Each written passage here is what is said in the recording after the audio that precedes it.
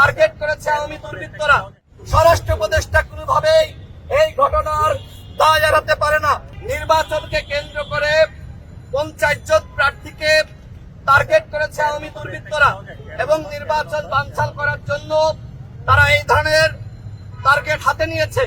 এবং তার অংশ হিসেবে গতকাল আপনারা দেখলেন যে কিভাবে একদম কাছ থেকে টার্গেট করে উসমান হাদি ভাইকে হত্যার উদ্দেশ্যে এই ধরনের পরিকল্পনা করা হয়েছে এবং তারা সেটি বাস্তবায়ন করেছে। সবথেকে যেটি অবাক করার বিষয় সেটি হলো বন্ধু বেশে আগে এই দুর্বৃত্তরা কাছে গিয়েছে। উসমান হাদি ভাইয়ের যে গবেষণা প্রতিষ্ঠান এবং তিনি যেখানে রিসার্চ করেন সেই প্রতিষ্ঠানে এই দুর্বৃত্তরা অসংখ্যবার গিয়েছে, কখনো মাস্ক পরে কখনো মাস্ক খুলে। অর্থাৎ আমরা যেটি দেখি যে ছাত্রলীগের দুর্বৃত্তরা তারা এই যে মাস্ক পরে ঝটিকা মিছিল করছে, সংখ্যায় হয়তো অল্প, এটি দেখে আমরা মনে করি যে আওয়ামী লীগ হয়তো আর ফিরতে পারবে না। কিন্তু আজকে তারা যে পরিকল্পনা হাতে নিয়েছে, নির্বাচন যত ঘনিয়ে আসবে তাদের এই পরিকল্পনা তত বেশি তারা বাস্তবায়ন করার চেষ্টা করবে। আমার ভাই উসমান হাদি গণসংযোগ করে ফিরছিল রিক্সা করে, অত্যন্ত সাধারণ জীবনযাপন।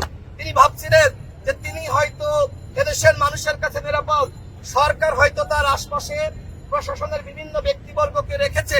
কিন্তু কি ঘটলো? আমার ভাই উসমান হাদি আজকে যদি আমাদের মাঝে ফিরে না আসে, তার জবাবদিহিতা কিন্তু এই সরকারকে করতে হবে। স্বরাষ্ট্র উপদেষ্টা কোনোভাবেই এই ঘটনার দায় এড়াতে পারে না।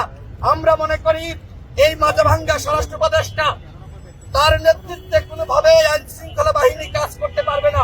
সুতরাং যদি আগামীতে এই সরকার সুষ্ঠু নির্বাচন করতে চায়, যদি সরকার মনে করে জাতিকে সারা নির্বাচন উপহার দেবে, তাহলে সবার আগে দায়িত্ব এই স্বরাষ্ট্র উপদেষ্টাকে সরিয়ে দেওয়া। আমরা দেখছি ডিসিএসপি সহ প্রশাসনের রদবদল হচ্ছে। আমি শুনেছি যে কয়েকজন ব্যক্তিকে আওয়ামী লীগ টার্গেট করেছে, তার ভিতরে আমাদের উসমান হাদি ভাই তিনি কিন্তু অন্যতম ছিলেন। আজকে উসমান হাদি ভাই ঘুমায় রয়েছে, তিনি আমাদের মাঝে ফিরে আসবেন কিনা আমরা কেউ জানি না। আগামীকাল হয়তো আমার পালা, আপনার পালা। এই সরকার যদি আমাদের নিরাপত্তা না দিতে পারে, তাহলে আমরা কিভাবে গণসংযোগ করব, কিভাবে নির্বাচন করব?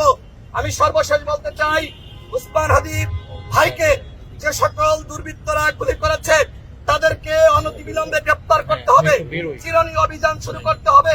আজকে আওয়ামী লীগকে আপনারা ধরছেন না, বরং আমরা দেখেছি আওয়ামী লীগের দুর্বৃত্তরা তারা কিন্তু জামিন পেয়েছে। আমি বলতে চাই এই নির্বাচনকে কেন্দ্র করে আওয়ামী লীগ এবং তাদের অপরাধীদেরকে গ্রেপ্তারের জন্য অনতিবিলম্বে চিরুনি অভিযান শুরু করতে হবে। সারা বাংলাদেশের মানুষের উদ্দেশ্যে বলতে চাই,